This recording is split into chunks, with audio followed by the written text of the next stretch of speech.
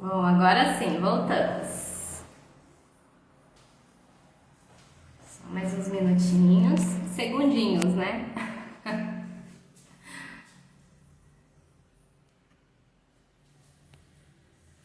Vamos ver.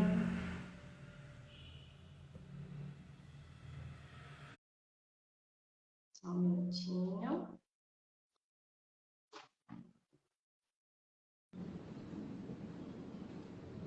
Aê! Vocês estão me ouvindo bem? Me vendo bem? Tô,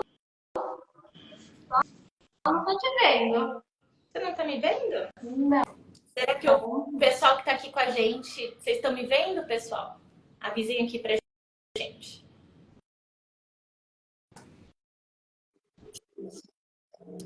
Pronto. A Eleisa tá aqui. Eleisa, um beijo, querida. Pessoal, tem Não, eu não tô te muita gente vendo. aí, muita Poxa. gente. Muito bem. Ah, o pessoal tá me vendo. Ah, então tá ótimo. O importante é você que é a estrela. Bom, pessoal, você tá vendo, vocês estão vendo eu e a Flaviane? Aí sim também, para, enfim, né, pra gente poder saber. Ah, então tá Tem bom. dias, né, pessoal? Tem dia que é complexo. A gente estava aqui, eu e a Flavi, correndo para a gente poder estar aqui. Ah, Uhum. sabe aqueles casos que aparecem assim na sua rotina? Hoje foi aquele dia, o que era um retorno virou, né? Mas É, foi, pelo menos ajudar mais um animalzinho, isso é muito bom. sim. Bom, pessoal. Hoje a gente veio com um assunto, particularmente eu amo falar sobre tromboelastometria, que é o nosso famoso Rotem, mas sei que para muitos é um exame ainda assombroso, né? Alguns amam, como eu, outros odeiam, mas odeiam porque não entendem. Então a gente está fazendo essa live para conversar com a Ká, né, a respeito do que é o Rotem, né? O que é e para que serve o Rotem. Muito bom. É bom, eu primeiro queria agradecer, né, o momento, acho que é sempre muito especial da gente poder conversar e transmitir o que a gente tem aqui da nossa rotina também, né? Acho que é algo que a gente tem para poder compartilhar, né, Flavi? E quando a gente, bom, a gente fala da tromboelastometria e tem aí o seu nome, a tromboelastometria, ela tem aí o seu apelido, né, que é o Voltem, que nada mais é uma sigla de tromboelastometria rotacional. Então, para a gente não falar esse nome complexo todo, a gente vai usar o nome Voltem daqui. Quando eu falar Voltem, vocês já sabem. Mas para a gente considerar para que serve o Voltem, ele hoje, dentro da nossa rotina da veterinária, a gente pode até expandir para a medicina humana, o teste de avaliação que a gente consegue ver de maneira mais ampla e abrangente o processo de coagulação. Né? Então, ele chama tromboelastometria, mas a técnica em si que ela avalia é a viscoelasticidade do sangue. Então, a gente consegue ver toda a dinâmica desde o início de um estímulo da coagulação, a formação do coágulo e também a sua dissolução, né? Então, a dinâmica mesmo. É claro que a gente tenta mimetizar dentro de um equipamento, usando ali o sangue total, como se fosse o que estaria acontecendo dentro do sangue, dos vasos sanguíneos do nosso paciente. Então, é uma forma da gente ver do início ao fim a dinâmica sanguínea e essa capacidade e essa elasticidade do sangue através dessa elasticidade, sim, que é a formação do coágulo e a sua dissolução. Então, de modo geral, é para isso que serve o Voltem. E, cara, uma dúvida, né, que eu acho que alguns veterinários têm, clínico principalmente, né, o que que ele avalia, né, o que o Rotem se diferencia, por exemplo, do TP e do TPA? Uhum. Sim. Isso é uma... Eu falo que quando a gente pensa na hemostasia, a gente tem muitos fatores, muitos componentes que a gente acaba tendo que avaliar, né? E quando eu falo que o Holten, ele avalia de uma maneira mais ampla e abrangente, é porque ele vai avaliar tanto a parte proteica, né, da composição de proteínas que participam da coagulação, como é, por exemplo, algo semelhante ao que o TP e o TTPA avaliam. O TP e o TTPA, ele avaliam a parte proteica do processo de coagulação. Então, ele abrange o componente proteico, mas ele abrange também essa combinação e esse trabalho em conjunto da parte celular do sangue, que participa e tem um efeito muito importante ali na coagulação, né? Então, quando a gente fala, é claro, em hemostasia, logo a gente pensa nas plaquetas, né? Plaquetas, proteínas, fatores de coagulação. Mas quando a gente também pensa no sangue como um todo, ou num trombo, num coágulo, a gente já sabe que tem a participação de plaquetas, sim, tem a participação de proteínas, mas tem a participação das hemácias, tem participação dos neutrófilos, leucócitos. Então a gente sabe que tem uma composição em conjunto que participa, né? E aí a gente acaba avaliando de uma maneira bastante abrangente, de maneira sintética, a parte proteica associada à parte celular.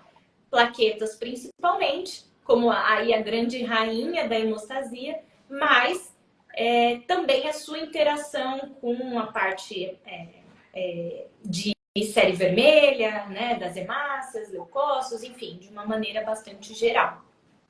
Eu acho que esse que é o grande receio, né? Quando falam de coagulação, né? Todo mundo fica, meu Deus, como assim, né? Então, acho que esse é o grande medo, até de solicitar o exame, né?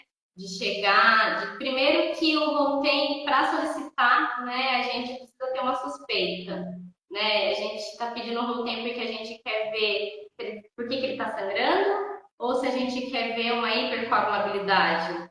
E, Uhum. aí entra os canais, né? Os medos dos canais do Rotem, né? Porque o Rotem, né? A doutora Camila vai falar um pouquinho mais a fundo, mas eles têm canais. Cada Uhum. canal tem a sua via de avaliação. Uhum. Então, explica um pouquinho pra gente, tá? Sim. Quando eu peço o Rotem, né? Assim, quando chegar ao ponto de pedir um Rotem, né? O que que eu pego? Qual o canal? Quais são os canais que ele nos oferece? Uhum. Sim. Quando a gente. O Holten, como a gente avalia? A gente pode avaliar a coagulação de uma maneira completa. A gente vai avaliar quando que a gente pode solicitar, né? A gente pode solicitar quando eu tenho uma suspeita de alguma alteração ou disfunção na parte proteica ou na parte celular, né? Então, parece genérico, mas a gente consegue ir ampliando isso. Então, seja porque eu tenho uma suspeita de uma disfunção, e quando eu digo disfunção, ela pode ser hipofunção ou hiperfunção. Disfunção é não normal. Então, a gente sabe que pode ser ganho de função, ou seja, o aumento, e aí, por exemplo, um risco trombótico, ou um risco de uma hiperfibrinólise, um aumento da quebra desse coágulo. Ele forma, mas ele quebra demais, né? Então, a gente pode, se ele forma o coágulo, mas ele quebra em maneira excessiva, eu posso ter ali, talvez, processos hemorrágicos decorrentes. Então, quando eu quero avaliar algum tipo de disfunção nesses processos, eu posso, o Golten, ele é um grande aliado, né? Uma outra condição é, por exemplo, quando eu quero avaliar, eu não sei qual é a situação e eu suspeito que possa ter fatores que, convergindo, me orientam que esse animal possa ter uma disfunção hemostática, seja de coagulação, né? Seja um aumento um aumento com risco trombótico ou uma redução induzindo um risco hemorrágico. Então, eu posso partir para essa avaliação e entender como é que os componentes... Será que uma trombocitopenia, ela promove um risco de sangramento ou o animal está mantendo os seus níveis ok de capacidade de formação de coágulo e mantendo o risco de sangramento não está tão grande, né? Então, são fatores, são sempre perguntas que, se você tem uma pergunta para essa direcionado nesse sentido, o Rotem é o mais amplo que vai poder te responder, tá? E aí a gente vai ter canais, como você falou. Porque quando a gente fala de coagulação, a gente fala que existem vias, né? E há vias de estimulação, de início da coagulação. Assim como a gente pede o TP e o TTPA, que são duas vias de estimulação específicas para o início da coagulação, assim também a gente consegue fazer essa mesma avaliação dentro do Rotem.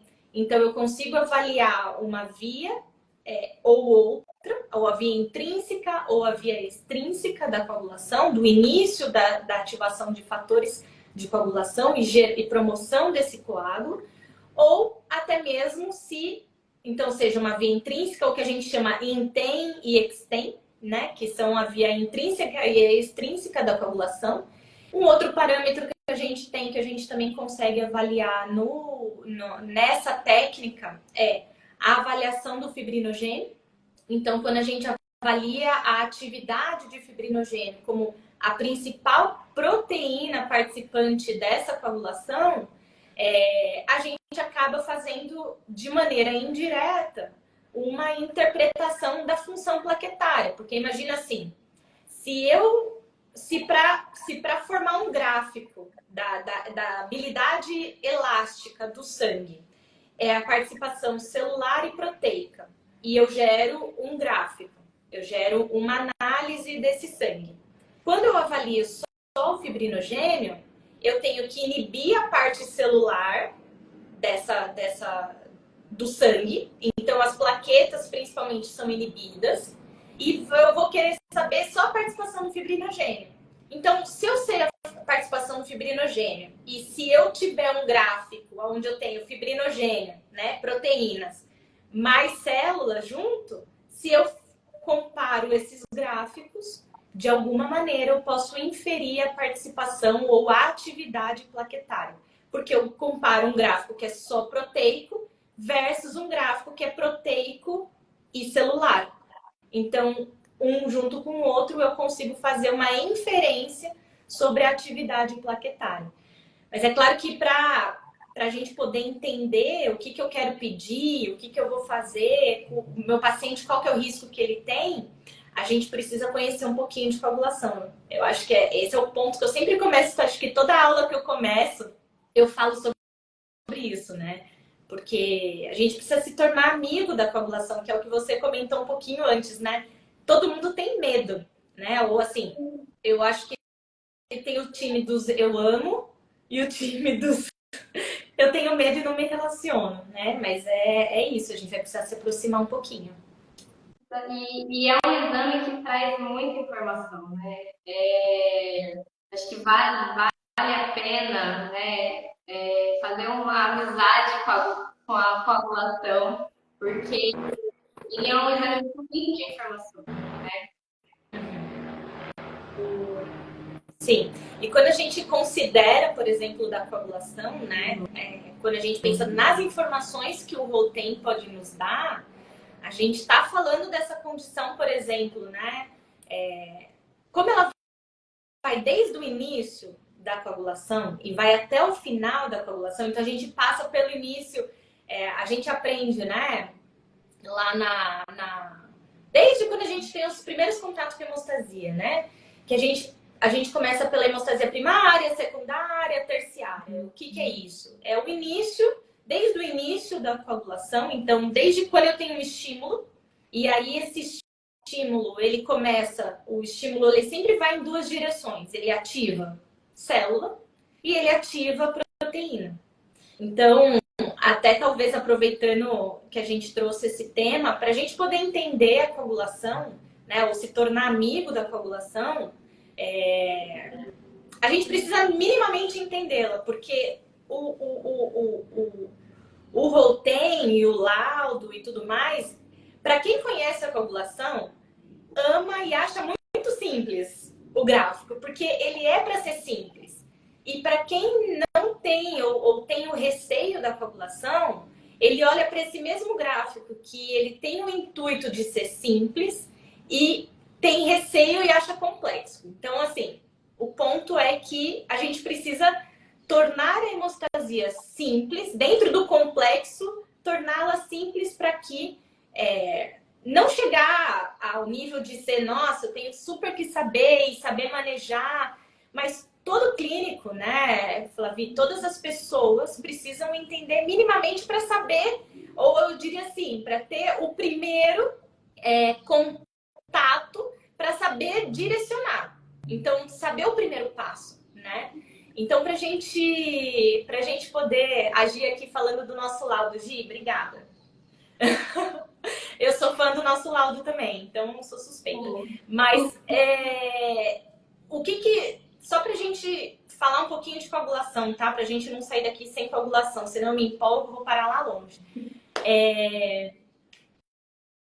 Eu vou tentar simplificar pra gente, tá? O que a gente precisa saber de coagulação, porque o que eu já aprendi ao longo do tempo, de dando aula de coagulação, de hemostasia, é que dá pra ser muito simples, tá?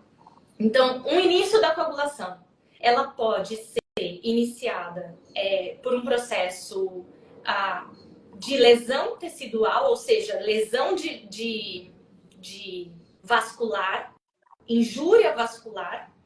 Ela pode iniciar dessa maneira e aí ela ativa uma via de fatores e, claro, concomitantemente a parte celular. Plaqueta é sempre ativada junto, mas ela ativa junto ali uma parte proteica específica de lesão tecidual. Então, é uma via do fator tecidual.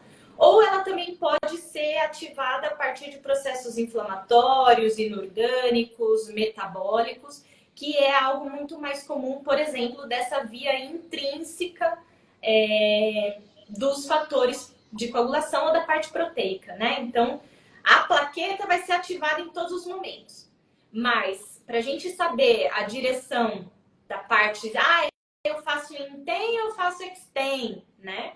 A gente precisa saber que essas duas vias, onde mais é possível de que elas sejam ativadas. Então, a parte proteica, ela, apesar de ter duas vias, elas começam seja por lesão tecidual com fator tecidual, ou seja por uma via mais inorgânica, inflamatória, metabólica, enfim, que é a via intrínseca com o fator, é onde a gente procura os nossos hemofílicos, né? Ou os quadros hemorrágicos, quando a gente quer oferecer anticoagulante, que tem muito mais fatores, onde está o 11, o 12, o 8, o 9, que são aqueles, é uma via mais longa, né? Eu falo que é até mais fácil da gente lembrar o TTPA, é uma via TTPA, é mais longo, tem no mínimo uns 4 fatores lá, e o TP é curtinho. Tem o fator tecidual e o 7 para chegarem numa via comum.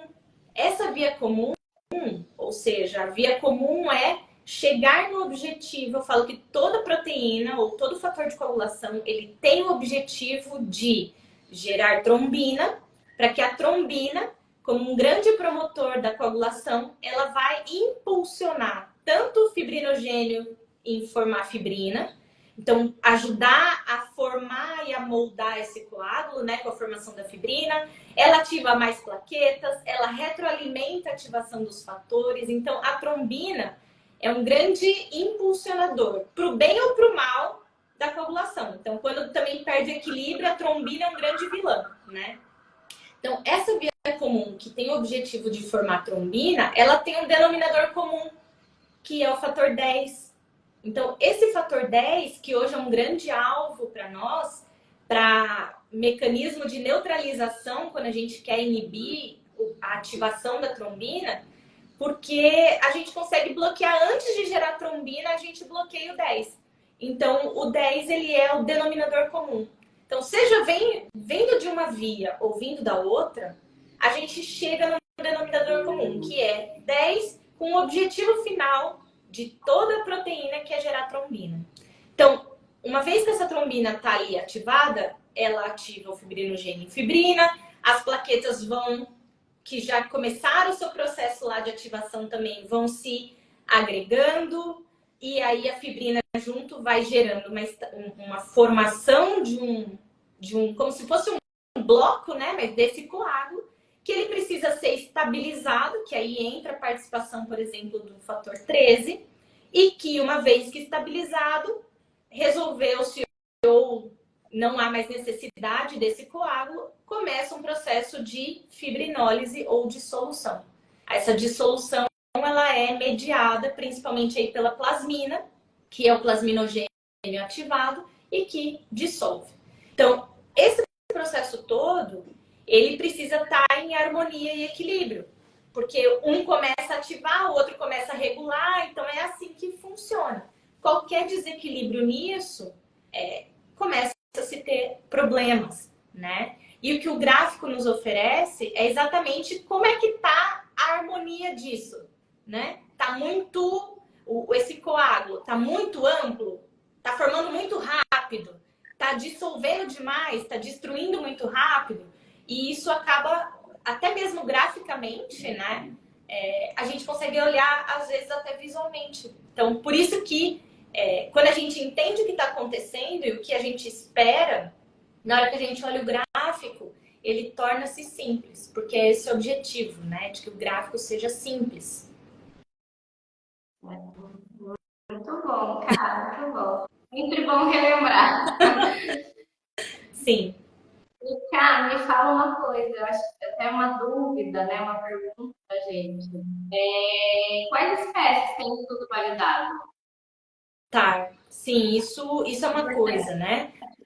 Porque a gente, bom, claro, a gente está na rotina de cães e gatos, né? Então, cães e gatos, eles têm já os estudos validados, e eu acho que mais que isso, né? Quando a gente pensa em estudo validado, a gente está falando se eu posso entender que eu poderia utilizar essa técnica para aquela espécie. Então, a validação, ela garante que eu consigo saber se o animal é saudável ou se o animal é patológico diante de algumas patologias. Então, isso é uma validação. Eu garanto que a técnica que a gente está usando, ela pode diferenciar entre animal saudável e animal doente. Então, essa validação, bom, enfim, eu não vou entrar em detalhes, porque senão é só um tema bem específico. O que a gente tem validado, a gente já tem, principalmente, bom, a gente já tem cão e gato e equinos, tá? Para quem aí que trabalha, que está assistindo a gente, né? Talvez vai que eu tenha alguém aqui trabalhando com grandes, mas a gente já tem trabalhos buscando a validação em ovinos, né? Porque esses animais também de produção, eles também têm uma importância aí também econômica, né? Eu sei que eu mesmo, durante meu mestrado, eu fiz a validação de aves, então, assim, daria até para usar em outras espécies bastante diferentes. Mas um ponto que é importante para a nossa rotina é que a gente tenha valores de referência. Salvo o pessoal do laboratório que vai gerar o seu próprio valor de referência interno, que eu acho que isso é o mundo ideal e perfeito para quem é da rotina laboratorial, isso não é tão prático, né? Então a gente sabe que é uma limitação. E o que a gente vai precisar é ter valores de referência para aquela espécie. Então, dentro do que a gente realmente tem valores de referência, a gente tem cão e gato e equino, tá? O que a gente precisa é encontrar esses valores de referência para poder importar para o laboratório e aí sim poder usar como laudo, né? Que isso é um grande ponto, que um grande cuidado que a gente tem que usar, que é também usar a temperatura adequada. Eu vi que alguma pergunta aqui passou perguntando sobre temperatura, né? Mas enfim, são referências que eu tenho que, para usar aquela referência, eu tenho que utilizar analiticamente sobre as mesmas condições daquela referência que está sendo me dada, ou que eu estou utilizando no meu trabalho, eu tenho que usar da mesma maneira. E acho que o gancho é a importância também da ajuda técnica, né, nesse laudo, né? Porque é o que você falou, é um laudo que ele tem tudo para ser simples, né? Quando Uhum. você conhece um pouco, você entende, né, um pouco de coagulação, mas para quem não entende, assim, não tem uma familiaridade, assim, não é muito da prática, esse laudo ele fica um quebra-cabeça, né? Então, Uhum.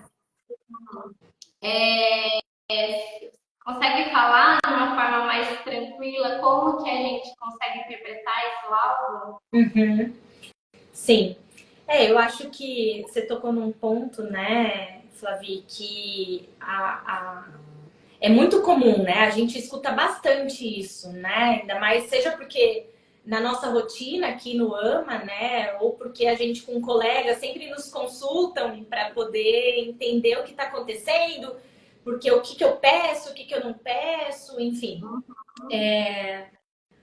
Eu acho que um grande diferencial, talvez, é claro, um grande diferencial, eu acho que dessa técnica é também ter um laudo adequado, né? Porque quando eu tenho um laudo, eu consigo não só analisar com detalhes, como também eu consigo comparar, como a gente fala de hemostasia e é muito dinâmica, se eu fizer, dependendo, se eu fizer um pré-cirúrgico e pós-cirúrgico, já mudou tudo, porque eu vou ter corte, vou ter medicamento, vou mudar toda a dinâmica hemostática, né? Então, eu ter um laudo bem documentado em que eu posso comparar, ele me orienta na dinâmica, né? Então, por isso que a importância de um laudo com a referência adequada, com os cuidados, depois que a gente pode até falar, Flavi, dos cuidados com a amostra, né? Que eu acho que é importante, porque talvez quem tenha dúvida, enfim, mas. E o laudo com descrições com cada uma das etapas, né? Então, por exemplo, a gente tem vários parâmetros, de maneira bem sintética, né? Eu tenho o início da coagulação, o tempo que demora para, da hora que a gente estimulou até começar a formar o coágulo, então o tempo de coagulação, ou que a gente chama de CT, esse tempo que demora, e aí na hora que começa a formar o coágulo, ele já contabilizou esse tempo, e aí ele começa o que a gente fala que é um tempo de formação do coágulo. Então, ele tem uma relação de quanto tempo esse coágulo começa a participar ou formar, e aí ele gera até começar a formar o coágulo completo e ter a sua firmeza máxima. E depois que passa esse tempo de firmeza máxima, o seu processo de lise, né? Então, nesse gráfico vai ter tudo isso.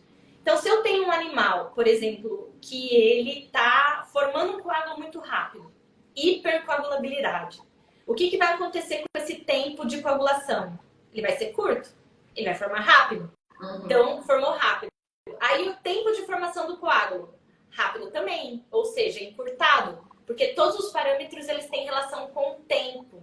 Então é uma relação atividade-tempo. Se eu tenho alta atividade, eu faço tudo que eu tenho que fazer muito mais rápido. Então, por isso que a velocidade tem uma relação com atividade, né? Não necessariamente quantidade, tá, pessoal? Porque a gente não consegue quantificar. Tem uma relação com atividade. Então, uma atividade é uma coisa, quantidade é outra. Porque às vezes uma mesma quantidade compensa em atividade, né? Ou, enfim, tem essa relação. Então, se eu tenho uma hiperatividade, eu posso ter uma firmeza muito grande, né? Então, o MCF também pode estar aumentado, porque ela tem uma relação com a firmeza. Se eu tenho muito firme, eu tenho uma relação aí de firmeza. Então, a gente está falando de força desse coágulo, que é a alta, tá?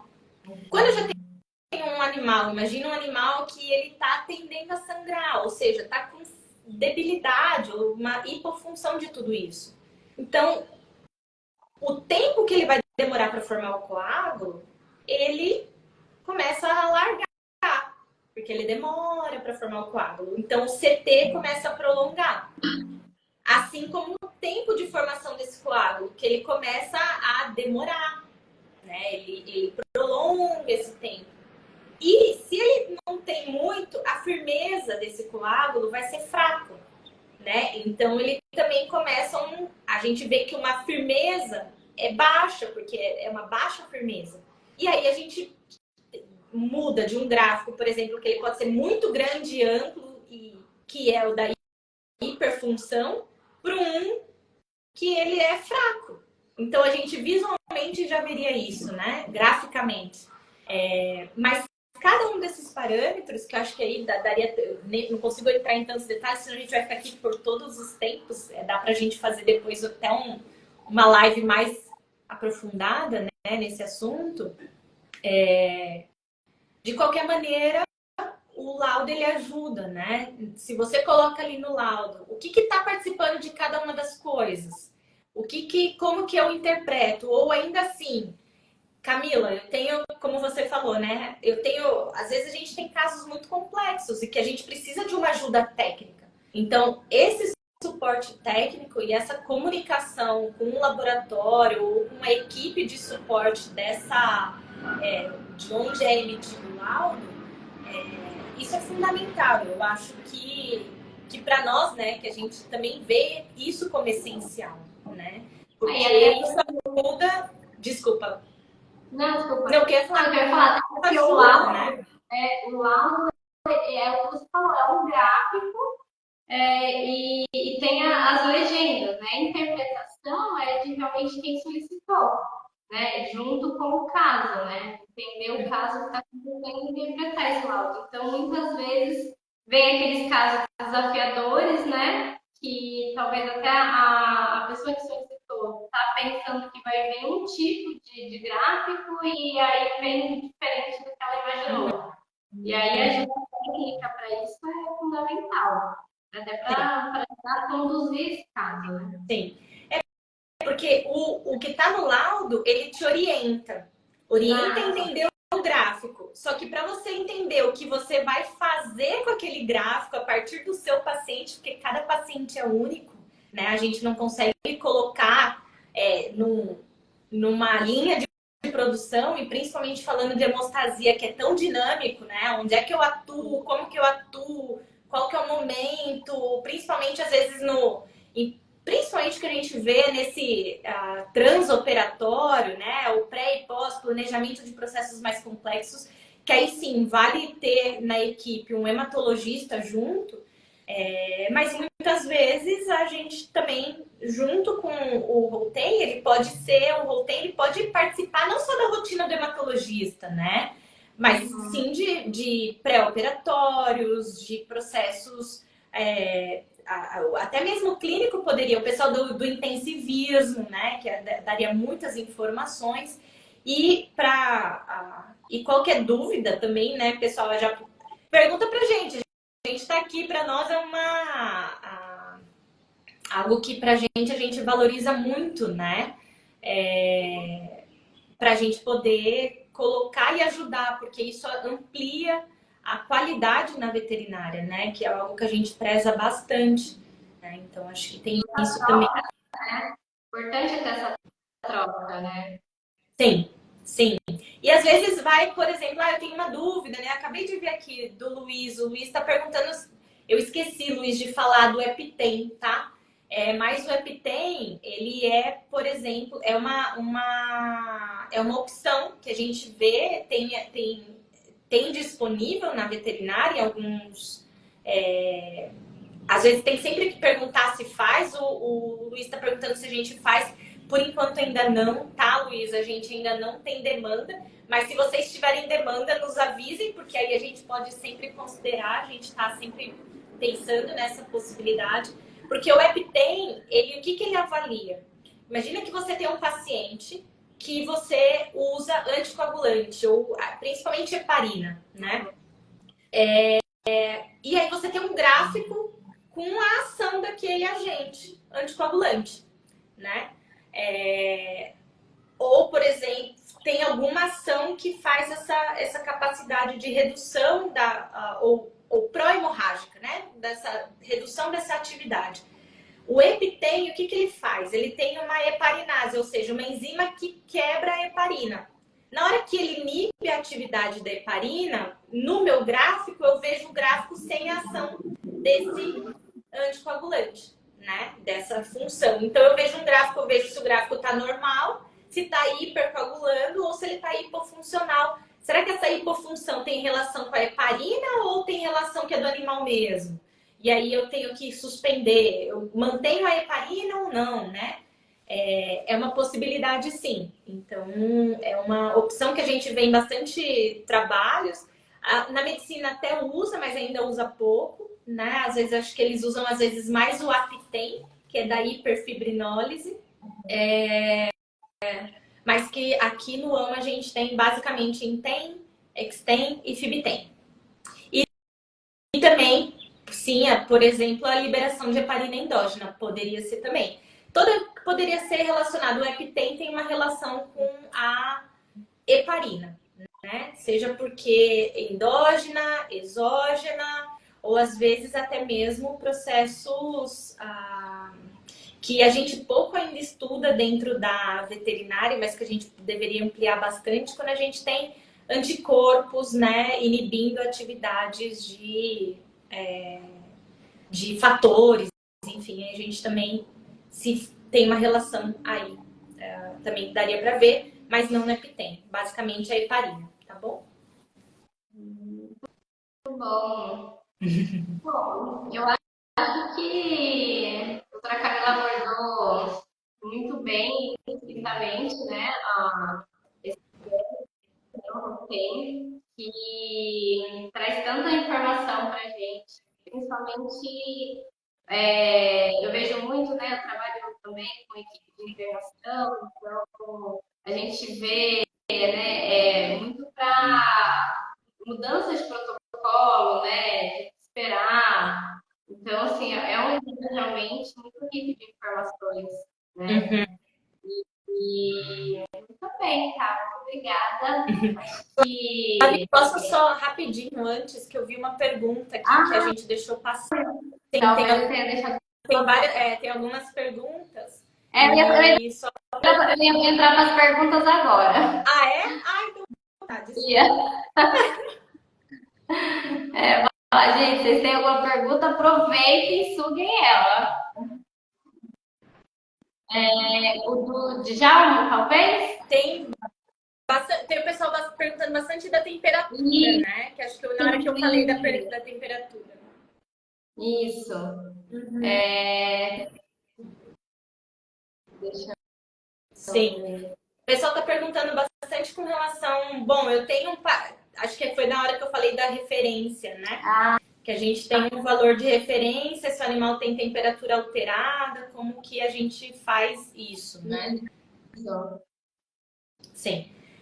Dentro da rotina padrão de um laboratório, a gente trabalha, os valores de referência, eles estão estabelecidos dentro de uma temperatura padrão, né? Por exemplo, o que a gente utiliza dentro, para tudo de hemostasia, seja TP, TTPA, e as referências utilizadas, inclusive para cão e gato, dentro da literatura, é a 37, tá? Quando a gente tem algum paciente, por exemplo, que a gente tem um interesse, que a gente avalie por questão de disfunção, baseado na temperatura, porque a gente sabe que a temperatura pode interferir em questão de função, né, que a gente está falando, é interessante sim a gente pode fazer isso no equipamento. O que é bem importante só a gente fazer como descrição, a gente descrever que a temperatura utilizada de análise, ela é uma temperatura diferente, a gente coloca lá, né? Uma temperatura diferente de análise para que a gente possa depois avaliar com aquele valor ou avaliar o gráfico, mas a gente perde um pouco o parâmetro do valor de referência, porque aquele valor de referência não estaria associado com aquela temperatura. Então, é importante que a gente, por exemplo, tenha... Aí seria assim, qual seria o mundo ideal, né, Djalma? Se a gente tivesse um gráfico do nosso animal padrão, temperatura, que ele estaria em temperatura normal, qual é o gráfico dele, e aí quando ele tivesse um gráfico alterado, a temperatura alterada, a gente manejaria isso, né? Também seria o mundo ideal para a gente poder interpretar, porque aí a gente não correlacionaria com o valor de referência, a gente correlacionaria ele com ele mesmo, tá? Infelizmente, quando a gente utiliza valor de referência de literatura, a gente tem que usar a temperatura que eles utilizaram, né? Senão a gente teria que fazer uma 38, uma 39, aí a gente teria que oscilar. Mas havendo o aparelho, ele tem essa possibilidade, ele não é uma temperatura fixa. A gente consegue manejar, sim, e fazer a interpretação específica para aquele paciente. É sempre só pedir e orientar que é feito. Só que precisa ser descrito, para que a gente não necessariamente compare com o valor de referência, tá bom? Isso o veterinário, na hora da interpretação, precisa saber também, né? Por isso aí, depois, o suporte técnico, né? Para ajudar. E falando até, puxando um pouquinho sobre orientações, né? O mais importante de orientação é a coleta, né? A coleta e o transporte. Com certeza. Então, faz toda a diferença. Não. E falando em temperatura, inclusive, a temperatura, como que essa amostra foi armazenada, né? Porque o que a gente não pode fazer com uma amostra de Rotem jamais refrigere. Refrigerou, encostou no gelo.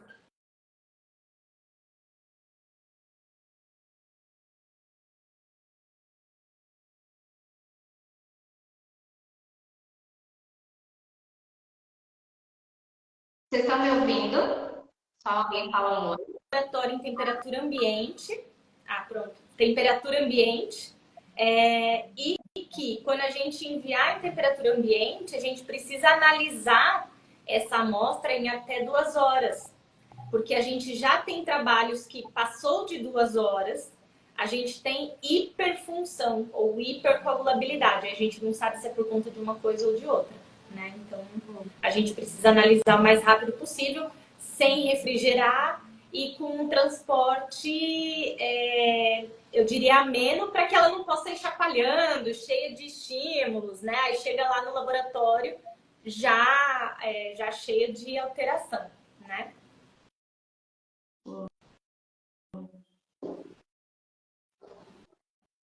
Muito bom. Muito bom. Acho que a gente abrangeu todas as coisas de questão de temperatura. Bom, e também acho que, pessoal, se vocês também tiverem mais questões, né? A Dani chegou aqui. Oi, Dani. A gente pode, desde vocês mandem temas pra gente, ou mandem perguntas, a gente pode ir respondendo, né? Acho que o nosso tempo também tá, daqui a pouco já está dando nosso tempo. Eu me comprometo a responder e fazer, a gente manda no Stories, né, Flavi? Você me ajuda aqui também pra gente poder ampliar. Que bom que tá todo mundo interessado em hemostasia. Então, acho que esse é o ponto, né? Então tá bom. Também, gente. Quero agradecer a presença então, de todo mundo. Foi bem legal, bem bacana. E principalmente a presença da Camila, né? Que nos deu essa aula aí. Muito bom, muito obrigada, Flavi, você é muito gentil. Você é suspeita nesse sentido, mas eu quero agradecer também a participação de todo mundo e eu espero profundamente que tenha ajudado, né? Que tenha sido útil para vocês, que eu sempre falo isso, que vocês possam ir se aproximando e se tornando cada vez mais amigos da hemostasia. É claro que a gente não tinha, e seria muita pretensão nossa achar que a gente esgotaria o tema em tão pouco tempo. Então a gente falou num aspecto básico, teve até umas questões um pouco mais avançadas, mas assim, que daria para a gente falar aqui sobre um grande tempo. Então a gente pode considerar, mandem coisas para gente que a gente vai também sempre podendo fornecer material e conteúdo para vocês e ter essa troca, né? Eu acho que Quando a gente oferece o que a gente tem, a gente cresce com isso. Né? Então, que a gente possa crescer juntos, né? Então, é isso. Obrigada, Flavi. Obrigada, pessoal. Obrigada, gente. Até mais. Até.